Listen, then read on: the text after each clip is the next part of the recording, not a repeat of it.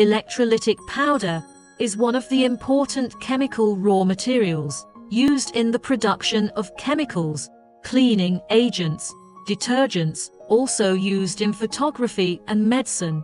The power line, communication cable and video cable should be correctly connected when installing the electrolytic powder ball press. In addition, additional attention should be paid to the following precautions. 1. Power supply, to ensure the normal operation of the electrolytic powder ball press.